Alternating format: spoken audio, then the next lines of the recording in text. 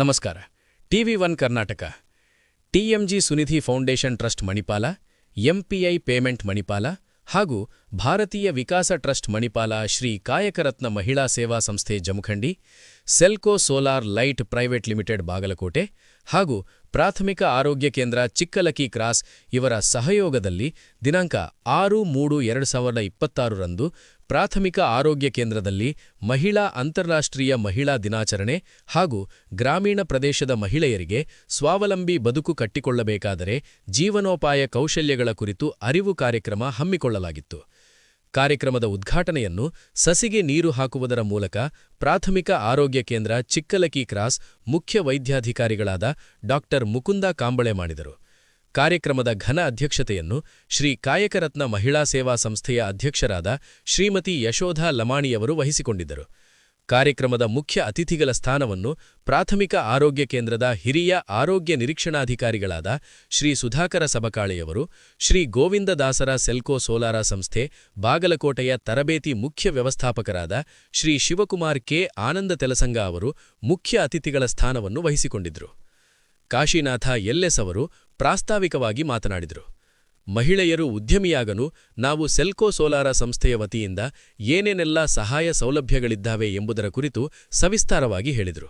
ನಂತರ ಪ್ರಾಥಮಿಕ ಆರೋಗ್ಯ ಕೇಂದ್ರದ ಮುಖ್ಯ ವೈದ್ಯಾಧಿಕಾರಿಗಳು ಉದ್ಘಾಟನೆಯ ಭಾಷಣ ಮಾಡಿ, ಇವಾಗಿನ ಮಹಿಳೆಯರು ಮುಂದು ಬರಲಿಕ್ಕೆ ಸರ್ಕಾರ ಮತ್ತು ಸಂಘ ಸಂಸ್ಥೆಗಳು ಬಹಳ ಸಹಾಯ ಸಹಕಾರ ಮಾಡ್ತಾ ಇದ್ದಾವೆ.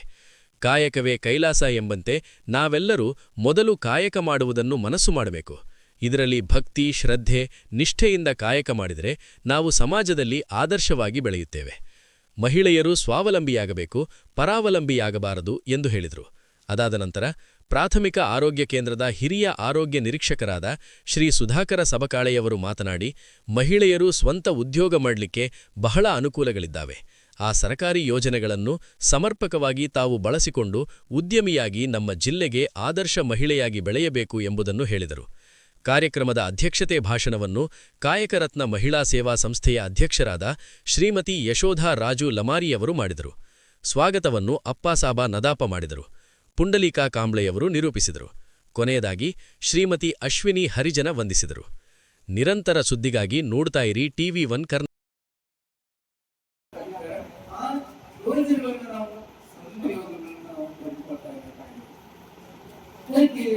ಯಾಕೆ ನಾವು ಇವತ್ತು ನಮ್ಮಲ್ಲಿ ಶಿಕ್ಷಣ ಇಲ್ಲ ಅಂತೇಳಿ ನಾವು ಯಾವ್ದಾದ್ರು ಒಂದು ವ್ಯಾಪಾರ ಮಾಡಬಾರ್ದು ಅಂತ ಏನಾದ್ರು ಇದೆಯಾ, ಅಥವಾ ಹೈನುಗಾರಿಕೆ ಮಾಡಬಾರ್ದು ಅಂತ ಏನಾದ್ರು ಇದೆಯಾ, ಅಥವಾ ನಾವು ಏನಾದ್ರೂ ಬೇರೆ ಬೇರೆ ರೀತಿ ಶಿಕ್ಷಣ ಕರ್ತವ್ಯ ಅಷ್ಟೇ ಇವತ್ತು ಉದ್ಯೋಗಗಳಾಗಿಲ್ಲ. ಶಿಕ್ಷಣ ಎಲ್ಲರೂ ಅಂತ ಮಹಿಳೆಯರು ಸಹ ಇವತ್ತು ಎಷ್ಟೋ ಜನ ಉದ್ಯೋಗಗಳಾಗಿದ್ದಾರೆ. ಅದರ ಜೊತೆ ಪ್ರತಿಯೊಂದು ರಂಗದಲ್ಲಿ ಸಾಮಾಜಿಕವಾಗಿ ಆಗಿರ್ಬೋದು, ಆರ್ಥಿಕವಾಗಿ ಆಗಿರ್ಬೋದು, ರಾಜಕೀಯವಾಗಿ ಆಗಿರ್ಬೋದು, ಅಥವಾ ಈ ಎಲ್ಲ ರಂಗದಲ್ಲಿಯೂ ಪ್ರತಿಯೊಂದು ರಂಗದಲ್ಲಿಯೂ ಮನುಷ್ಯನಲ್ಲಿ ಸಾಧನೆ ಮಾಡ್ತಾರೆ. ಇವತ್ತು ಏರೋಪ್ಲೇನ್ ನಡ್ಸುವಂತ ಅಫ್ಸರ್ ಕೂಡ ಇವತ್ತು ಏನು ಹಳ್ಳಿಗಳಲ್ಲಿ ಬೀದಿ ವಿದ್ಯುತ್ಗಳನ್ನ ನಾವು ಲೈಟ್ ಮಾಡಿ ಇರ್ತೀವಲ್ಲ, ಅದನ್ನು ಸಹ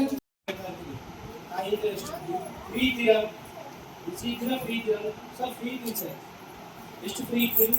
ನನಗೆ ಏನು ಕೆಲಸ ಇಲ್ಲ ಸರ್, ಆ್ಯಕ್ಚುಲಿ ಏನು ಕೆಲಸ ಇಲ್ಲ ಸರ್. ನಾನು ಮದುವೆ ಇರ್ತೀನಿ ಸರ್, ವರ್ಕ್ ಮಾಡ್ಕೊಡ್ತೀವಿ. ಅದು ವರ್ಕ್ ಆಗಿದ್ದವ್ರು ಅಲ್ಲಿ ಕೇಳ್ತೀನಿ ನಿಮ್ಗೆ ಎಷ್ಟು ಡ್ಯೂಟಿ ಇತ್ತಂದರೆ ದಿನಕ್ಕೆ ಬೇರೆ ಬೇರೆ ಪ್ರಮಾಣದ ಡ್ಯೂಟಿ ಇರ್ತದೆ.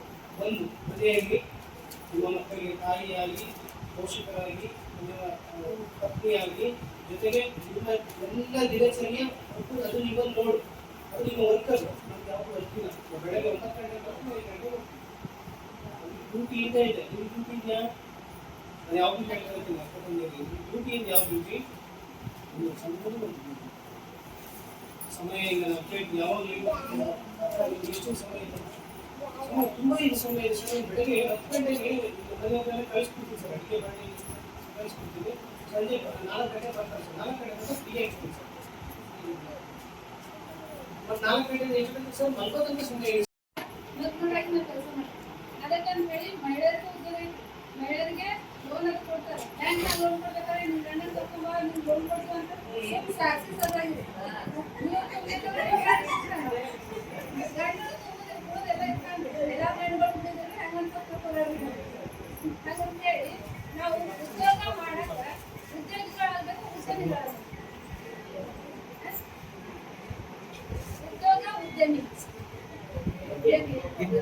ಉದ್ಯಮಿ ಆಗಕ್ಕೆ ಯಾರು ಇಷ್ಟಪಡ್ತಾರೆ?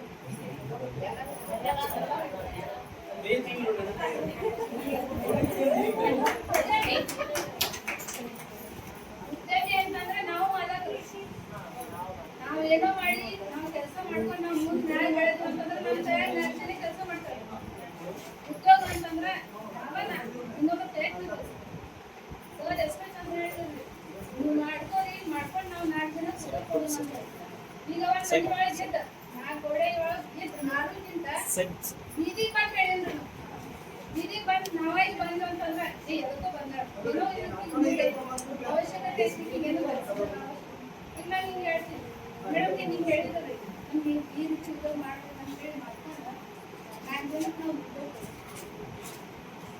ಇಷ್ಟು